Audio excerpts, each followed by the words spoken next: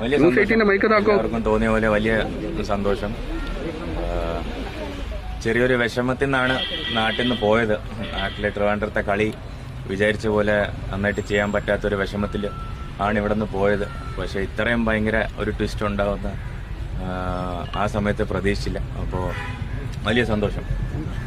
ചരിത്രം തിരുത്തി കുറിച്ചിട്ടാണ് വന്ന് നിൽക്കുന്നത്.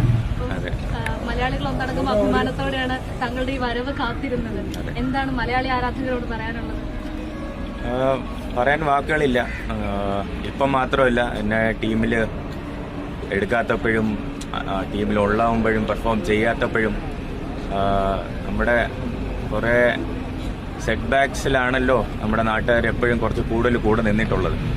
അപ്പോൾ അവർക്ക് എപ്പോഴും ആ ഒരു സമയത്ത് നമ്മളെ സപ്പോർട്ട് ചെയ്യുന്ന ആൾക്കാർക്ക് തിരിച്ചൊരു സന്തോഷം കൊടുക്കണം എന്നുള്ള റെസ്പോൺസിബിലിറ്റി എൻ്റെ മനസ്സിൽ എപ്പോഴും ഉണ്ടായിരുന്നു. അപ്പോൾ ഈ ഒരു പെർഫോമൻസ് നാട്ടിലുള്ള എല്ലാവർക്കും ഡെഡിക്കേറ്റ് ചെയ്യുന്നു. വേറെ ഭയങ്കര മനസ്സ് നിറഞ്ഞിരിക്കുന്ന ഒരു സമയമാണ്. കാരണം ക്രിക്കറ്റ് ഉറപ്പായിട്ട് നല്ല പെർഫോമൻസ് ചെയ്യാൻ പറ്റും. ചിലപ്പോൾ കളി ജയിക്കും, ചിലപ്പോൾ കളി തോക്കും.